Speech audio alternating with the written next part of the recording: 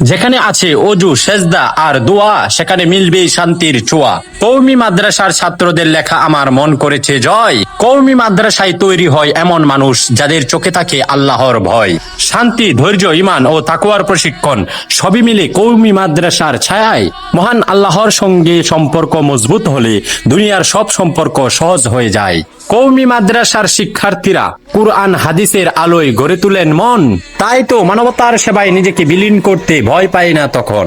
আপনারা যদি ছেলে মেয়েকে ইসলামী শিক্ষায় শিক্ষিত করতে চান, কওমি মাদ্রাসাই হলো ইসলামী শিক্ষার প্রাণ।